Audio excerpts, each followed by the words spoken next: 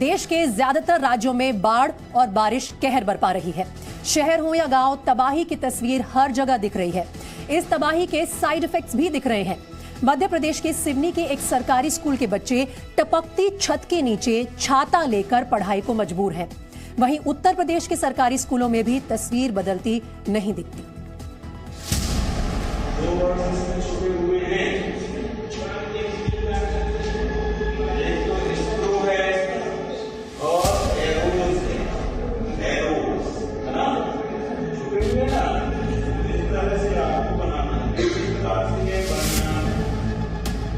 जल प्रलय में सिस्टम फेल, टपकती छत, छतरी में पढ़ाई,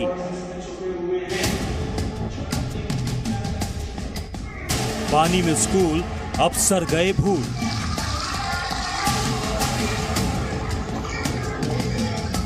टीचर के लिए कुर्सी का पुल,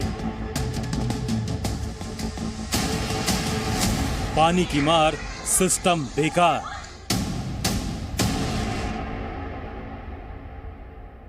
पानी के प्रहार के बीच ये तस्वीरें सिस्टम की आंखें खोलने के लिए काफी है। हाथ में छाता और निगाहें ब्लैक बोर्ड पर। टीचर पढ़ा रहे हैं और बच्चे उन्हें ध्यान से सुन रहे हैं।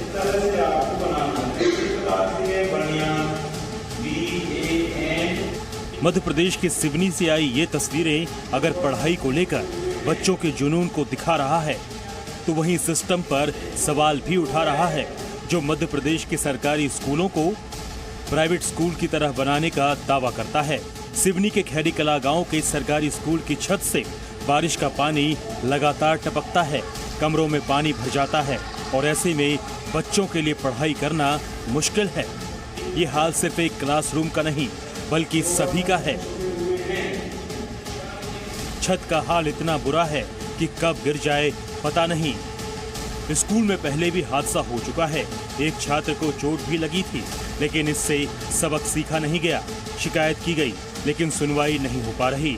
स्कूल प्रशासन को छतों की मरम्मत के लिए सहायता राशि का इंतजार है, लेकिन कहीं ये इंतजार बच्चों की जिंदगी पर भारी न पड़ जाए।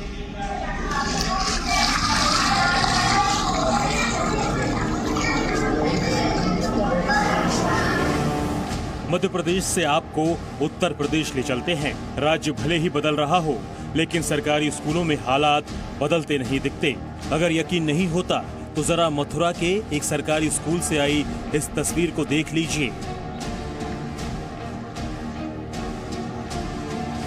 मथुरा के दढ़ेता गांव के प्राथमिक विद्यालय में थोड़ी सी बारिश के बाद हाल ऐसा ही दिखता है। पूरे स्कूल में पानी भर जाता है। बच्चे हों या टीचर, सभी के लिए इस पानी के बीच से क्लासरूम में पहुंचना मुश्किल भरा साबित होता है। इस बार भी जब बारिश के बाद पानी भर गया तो एक टीचर ने इस पानी को पार करने के लिए कुर्सी के पुल का सहारा लिया। टीचर ने बच्चों से कुर्सियां लगवा दी और उनके ऊपर से होकर पानी को पार किया। हालांकि तस्वीरों में आप देख सकते हैं कि अपनी टीचर को पानी के पार सुरक्षित पहुंचाने के लिए बच्चे खुद पानी में खड़े हैं। साथ ही वो कुर्सी भी पकड़े हुए हैं ताकि संतुलन ना बिगड़े। सोशल मीडिया पर वीडियो वायरल होने के बाद बच्चों की तारीफ हो रही है, तो टीचर पर सवाल भी उठाए जा रहे हैं। ब्यूरो रिपोर्ट, जी मीडिया।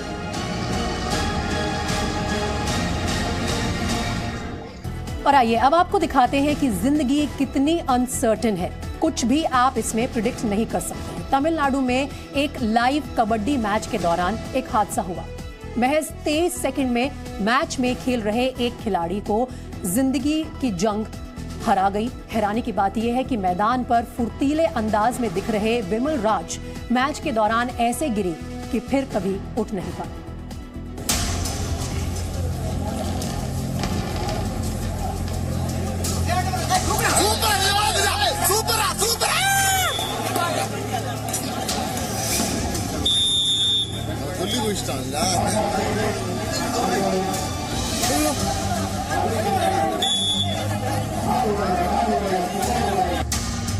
और सिर्फ 23 सेकंड में जिंदगी का मैच हार गया कबड्डी का ये खिलाड़ी।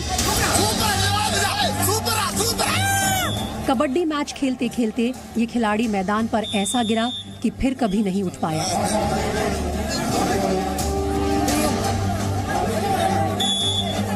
तस्वीरें आप एक बार फिर देखिए।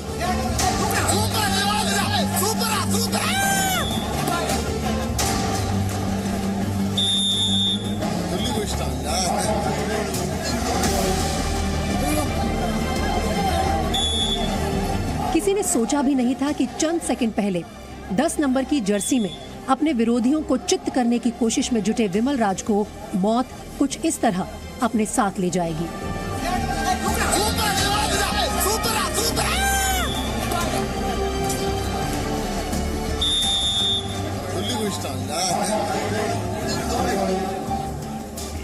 तमिलनाडु के कुडलोर में जिला स्तर का टूर्नामेंट चल रहा था। हर तरफ कबड्डी कबड्डी का शोर सुनाई दे रहा था। 10 नंबर की जर्सी पहने विमलराज मुरड कलाई टीम की तरफ से मैदान में थे। मैच में रेड के लिए वो विरोधी टीम के पाले में पहुंचते हैं और विरोधी खिलाड़ियों को छूकर अपने पाले में वापस आने के लिए लंबी छलांग लगाते हैं, लेकिन दूसरी टीम का एक खिलाड़ी उन्हें रोक लेता है। वो जमीन पर गिर जाते हैं। एक खिलाड़ी का घुटना उनके सीने पर दिखता है। विमलराज जमीन से उठने की कोशिश करते हैं, लेकिन कामयाब नहीं होते। उनकी सांसें उखड़ने लगती हैं और वो बेहोश हो जाते हैं। लोग उन्हें तुरंत अस्पताल ले जाते हैं, लेकिन उनकी जान नहीं बच पाई।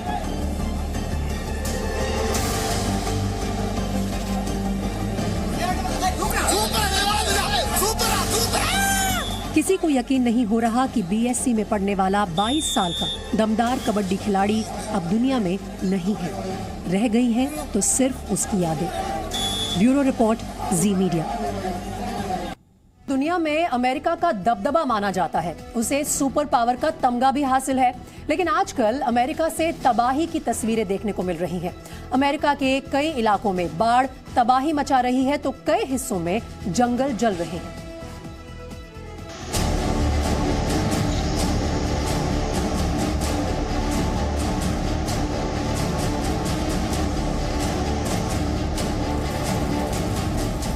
अमेरिका पर कुदरत का कहर जमकर बरस रहा है।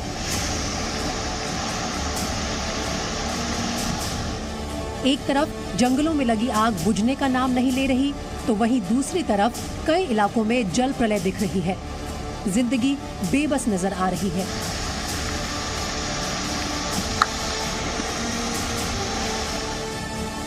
आसमानी आफत से तबाही की ये तस्वीरें अमेरिका के सेंट लुई से आई हैं। मूसलाधार बारिश अपने साथ मुसीबतों का पहाड़ लेकर आई है।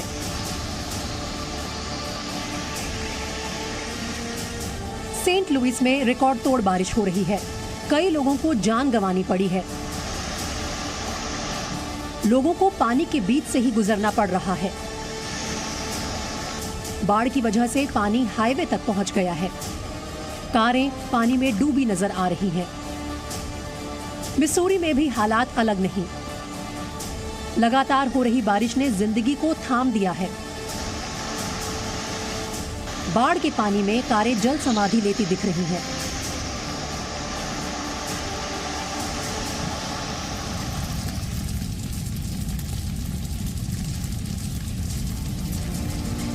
जंगलों में लगी आग अमेरिका को परेशान कर रही है।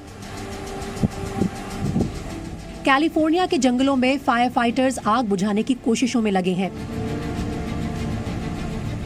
जंगल में लगी आग की वजह से बड़ी संख्या में घर तबाह हो गए हैं। हजारों लोगों को घर छोड़कर सुरक्षित जगहों पर जाना पड़ा। योसेमिट नेशनल पार्क में भी भारी तबाही हुई है।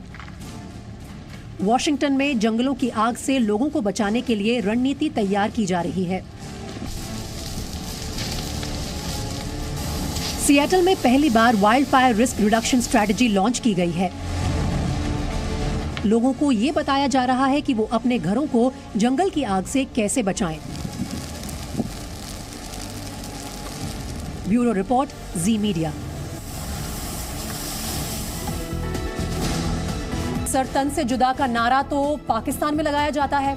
ईश निंदा के आरोप में सरेआम मौत की सजा तो पाकिस्तान में दी जाती है, लेकिन अब हिंदुस्तान में भी इस नारे को आत्मसात कर नबी के नाम पर गला काटने वाला गिरोह सक्रिय हो गया है। नुपुर शर्मा के बयान के बाद उमेश कोले और कन्हैया लाल की हत्या इसकी तस्दीक करती है। तो अब कर्नाटक में भी बीजेपी के एक युवा नेता की हत्या की गई है। हालांकि इस हत्या की जिम्मेदारी अब तक किसी ने नहीं ली है, लेकिन जिस तरह बाइक सवार हमलावरों ने बीजेपी नेता की कुल्हाड़ी से हत्या की, उससे शक जताया जा रहा है कि ये भी गला काट गैंग का ही काम है।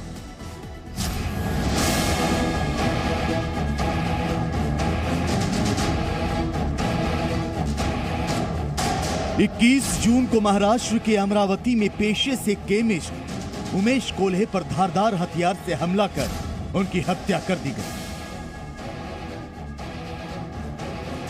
29 जून को राजस्थान के उदयपुर में पेशे से टेलर कन्हैया लाल को उनकी दुकान में ही गला रेत कर मार डाला गया।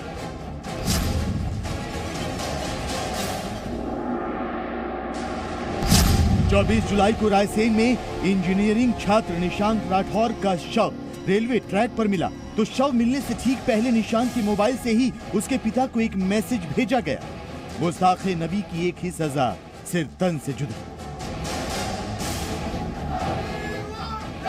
और 26 जुलाई को कर्नाटक के दक्षिण कन्नड़ जिले में बीजेपी युवा मोर्चा के नेता प्रवीण नेट्टारू को कुल्हाड़ी से काट डाला गया। इन 4 तस्वीरों में 2 के पीछे हत्या का मकसद साफ है, इस्लामी चरमपंथ। नुपुर शर्मा का समर्थन करना उमेश कोल्हे और कन्हैया लाल को भारी पड़ा। गला काट गैंग ने उनकी हत्या कर दी। हालांकि रायसेन में छात्र निशांत राठौर की हत्या की वजह अब तक साफ नहीं है, लेकिन हत्या से पहले उसके मोबाइल से सिर तन से जुदा वाला मैसेज भेजा जाना गला काट गैंग की ओर शक की सुई घुमा रहा है। यही नहीं, कर्नाटक में बीजेपी नेता प्रवीण नेट्टारू की हत्या की वजह भी साफ नहीं है, लेकिन कयास लगाए जा रहे हैं कि उन्हें इसलिए मारा गया क्योंकि उन्होंने ट्विटर पर अपनी पोस्ट के जरिए कन्हैया लाल हत्याकांड का विरोध किया था। तो सवाल ये कि क्या उत्तर से दक्षिण तक गला काट गैंग दहशत फैलाने की साजिश रच रहा है?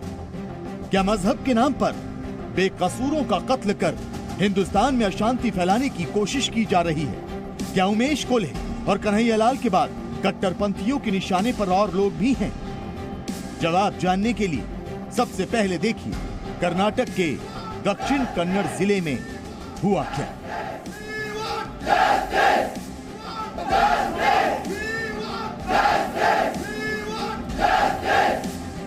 कर्नाटक के दक्षिण कन्नड़ जिले में बीजेपी युवा मोर्चा के जिला सचिव प्रवीण नेट्टारू की मंगलवार यानी 26 जुलाई को बेरहमी से हत्या कर दी गई।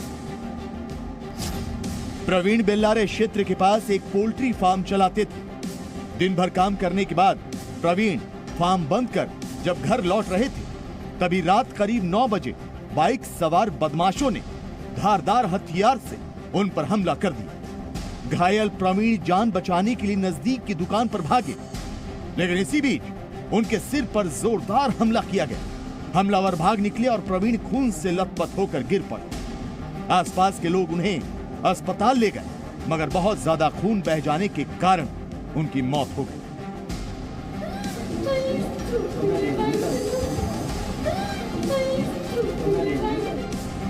बताया जा रहा है कि प्रवीण ने 29 जून को टेलर कन्हैया लाल की हत्या के विरोध में सोशल मीडिया पर पोस्ट डाली थी। इसमें उन्होंने एक फोटो भी शेयर की थी। इस तस्वीर के जरिए उन्होंने ये दिखाने की कोशिश की थी कि कैसे कट्टरपंथियों ने एक बेकसूर टेलर को सिर्फ इसलिए मार डाला क्योंकि उसने नुपुर शर्मा के बयान का समर्थन किया था।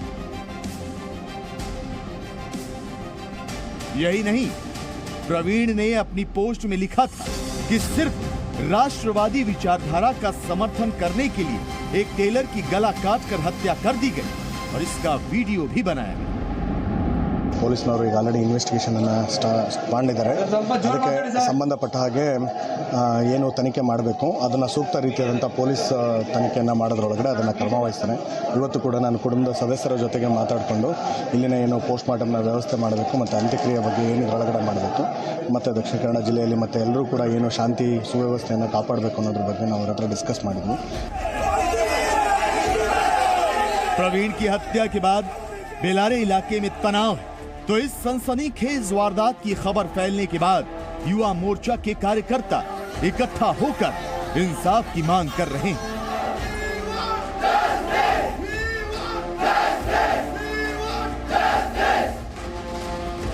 कर्नाटक के मुख्यमंत्री ने प्रवीण के हत्यारों को जल्द से जल्द पकड़ने की बात कही है. उन्होंने कहा है कि चूंकि यह हत्या केरल की सीमा के पास हुई है, इसलिए वहां भी इसकी जांच की जाएगी. फिलहाल पुलिस ने बेलारे थाने में अज्ञात व्यक्तियों के खिलाफ मामला दर्ज कर तफ्तीश शुरू कर दी है. हत्या की जांच कर रही पुलिस ने 5 टीमों का गठन किया है.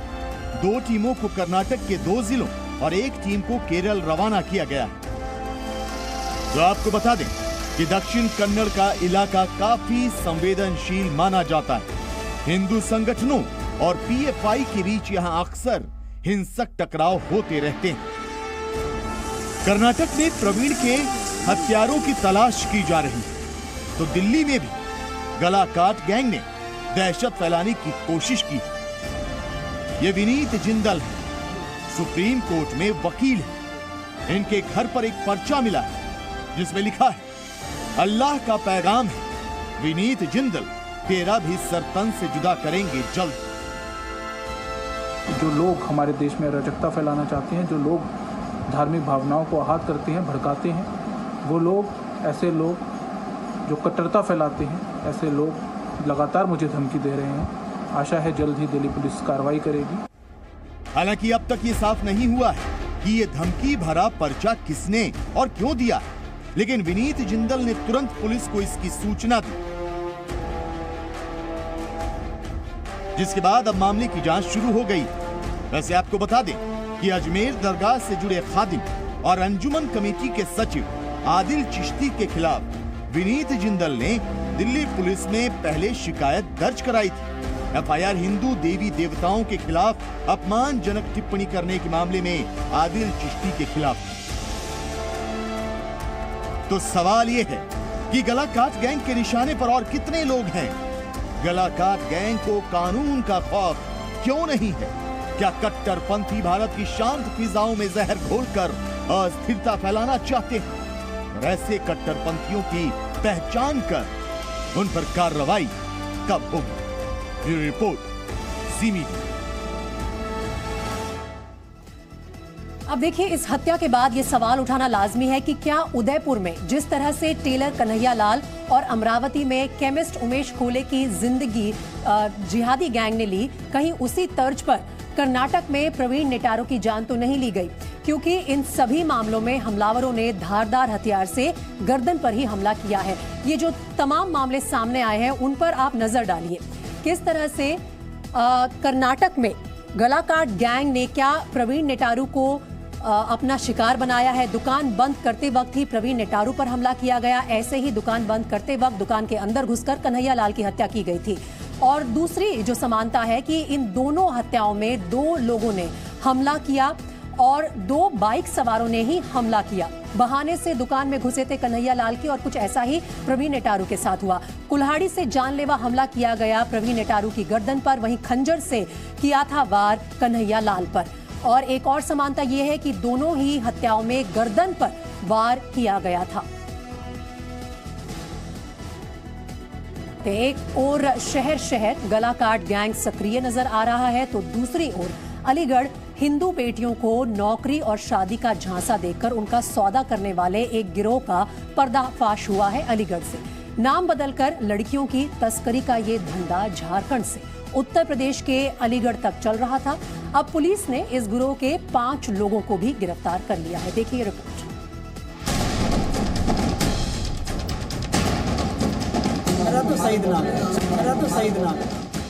मजहब बदलकर हिंदू बेटियों का सौदा.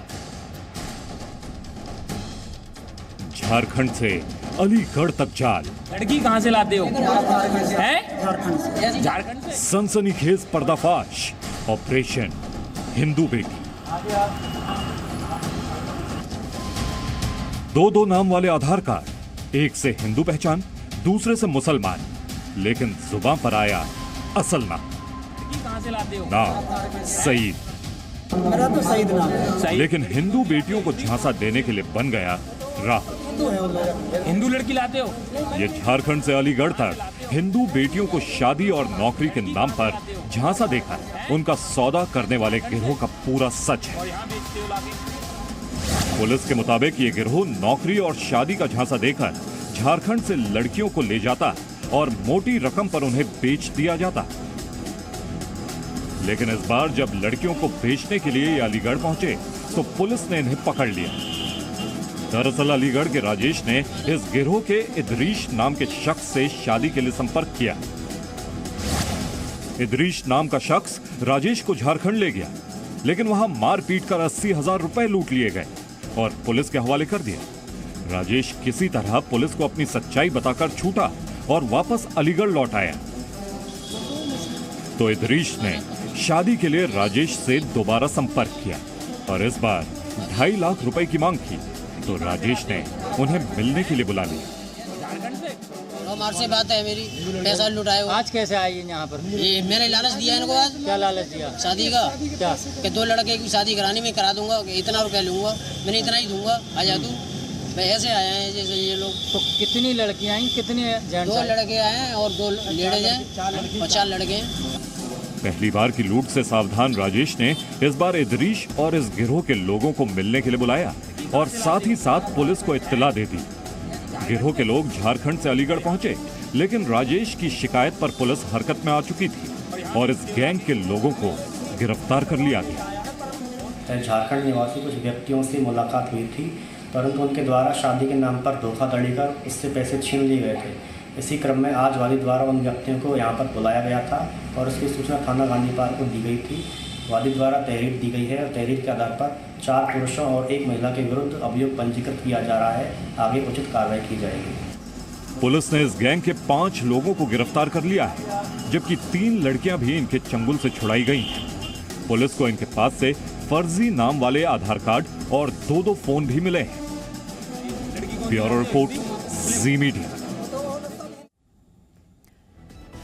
अब देखिए, पिछले साल हुए अजरबैजान और आर्मेनिया के युद्ध में ड्रोन का बड़ी तादाद में इस्तेमाल किया गया था।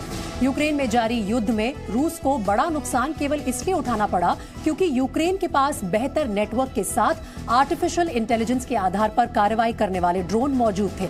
मतलब ये कि किसी भी जंग को जीतने और दुश्मनों के दांत खट्टे करने के लिए ड्रोन योद्धाओं की जरूरत है। तो शायद यही वजह है कि हिंदुस्तान में अपनी रक्षा कवच को और ज्यादा मजबूत करने के इरादे से एक नई ड्रोन आर्मी खड़ी करने की योजना बनाई है। एक ऐसी ड्रोन आर्मी जो पलक झपकते ही दुश्मन को चारों खाने चित कर देगी।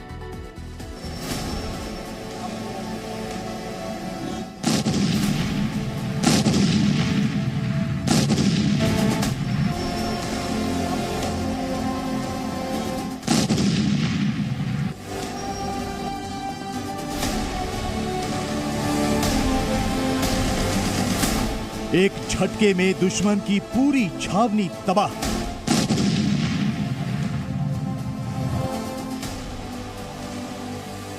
न पकड़ सकेंगे दुश्मन के रडार, न एयर डिफेंस सिस्टम कर सकेगा वार।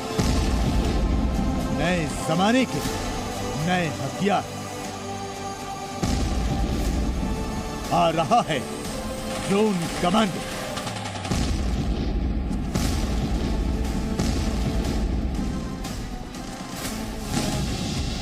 चीन लगातार हमले करने वाले ड्रोन की तादाद और ताकत को बढ़ा रहा है।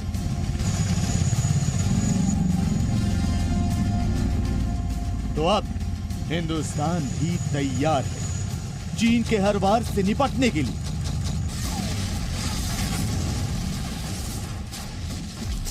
रक्षा मंत्रालय ने चौकसी, निगरानी और हमला करने वाले स्वार्म ड्रोन खरीदने को मंजूरी दे दी है। खास बात यह है कि ये ड्रोन स्वदेशी निर्माताओं से ही खरीदे जाएंगे।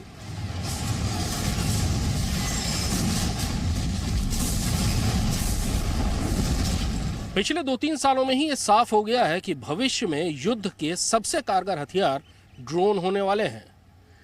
इलाके की निगरानी करना हो, अपने सैनिकों तक रसद और दवाइयां पहुंचाने हो या दुश्मन के बड़े ठिकानों पर हमला करके उन्हें तबाह करना हो, ड्रोन हर जगह कामयाब हैं। और भारत ने बहुत कम समय में ड्रोन की दुनिया में अपनी मजबूत दावेदारी पेश की है। ये दावेदारी अब और मजबूत होने जा रही है। चीन ने अक्टूबर 2020 में झुंड में सैकड़ों की तादाद में हमला करने वाले यानी स्वार्म ड्रोन की अपनी ताकत दिखाई, तो जवाब में भारत ने भी जनवरी 2021 में सेना दिवस की परेड में स्वदेशी स्वार्म ड्रोन की ताकत दिखा दी। गणतंत्र दिवस समारोह के समापन यानी बीटिंग द रिट्रीट के समय भी स्वदेशी ड्रोन की काबिलियत का मुजाहिरा किया गया। भारत में ड्रोन का निर्माण करने वाली कई कंपनियां और भारतीय रिसर्च इंस्टीट्यूट लगातार ड्रोन की तकनीक के विकास में लगे हुए। भारतीय तकनीकी संस्थानों को भी ड्रोन तकनीक के विकास में जोड़ा गया है ताकि प्रयोगशाला से सीधे ये तकनीक युद्ध के मैदान तक पहुंचाई जा सके। स्वार्म ड्रोन इसी सिलसिले में भारत का एक नया कदम है। रक्षा मंत्रालय ने कुल 28,732 करोड़ रुपए के सैन्य साजो सामान की खरीद को मंजूरी दी है। ड्रोन के अलावा सेना के लिए 4 लाख कार्बाइन भी खरीदी जाएंगी, जिनकी आतंकवाद विरोधी अभियानों में बहुत जरूरत होती है। इसके अलावा बुलेट प्रूफ जैकेट्स और कोस्ट गार्ड के लिए 14 तेज रफ्तार वाली गश्ती नौकाएं भी खरीदी जाएंगी। अब सवाल यह है कि स्वार्म ड्रोन्स होते क्या हैं, ये कैसे काम करते हैं और कैसे दुश्मन इनसे पनाह मांगते हैं। दरअसल स्वार्म ड्रोन्स का मतलब होता है झुंड में एक साथ उड़ने वाले ड्रोन्स। एक साथ सैकड़ों छोटे छोटे ड्रोन्स को हथियारों या कैमरों से लैस करके दुश्मन के इलाके में उड़ाया जा सकता है। इनसे निगरानी की जा सकती है या फिर किसी भी तरह के हथियार को दुश्मन के ठिकानों पर गिराया जा सकता है। स्वार्म ड्रोन्स को रिमोट से या फिर आर्टिफिशियल इंटेलिजेंस के साथ उड़ाया जा सकता है। यही नहीं, एक ही कंप्यूटर से सैकड़ों ड्रोन्स को कंट्रोल किया जा सकता है। इनकी खास बात यह होती है कि ये दुनिया के किसी भी रडार या एंटी एयर डिफेंस सिस्टम को धोखा दे सकते हैं, यानी दुश्मन को इनके आने की खबर सिर्फ देखने या सुनने से ही मिल सकती है। अगर ये पक्षियों के झुंड की तरह उड़ते हुए आएंगे तो दुश्मन भी चकमा खा जाएगा। आपको बता दें कि स्वार्म ड्रोन्स पर guided, unguided, cluster, laser guided, heat bomb, छोटी मिसाइलें आदि लगाई जा सकती हैं। इसके अलावा इनमें छोटे परमाणु हथियारों का भी इस्तेमाल किया जा सकता है, जो दुश्मन के इलाके में एक साथ हमला करते हैं तो भयानक तबाही मचेगी। इनमें बंदूकें भी लगाई जा सकती हैं ताकि तयशुदा टारगेट पर ही हमला किया जा सके। भारतीय सेना स्वार्म ड्रोन्स का इस्तेमाल कई तरह से करेगी। इनमें सिर्फ हमला ही नहीं बल्कि एयर ड्रॉपिंग, खाना रसद, दवा, गोला बारूद या फिर सैनिकों के लिए दूसरी जरूरी चीजों को पहुंचाने के लिए भी किया जा सकता है। भारतीय सेना इनका उपयोग उन इलाकों में कर सकती है जहां पहुंचना मुश्किल होता है, जैसे 18,000 फीट की ऊंचाई वाले चीन सीमा के पास, या फिर बांग्लादेश, म्यांमार के सीमाई जंगलों, या फिर पाकिस्तानी सीमा के पास मौजूद कच्छ में। अमेरिका, चीन, रूस और ब्रिटेन के पास स्वार्म ड्रोन्स का जखीरा है, तो अब भारत भी इस लिस्ट में शामिल होने जा रहा है। आसमानी योद्धाओं का ऐसा रक्षा कवच तैयार किया जा रहा है जिससे दुश्मन पनाह मांगेगा।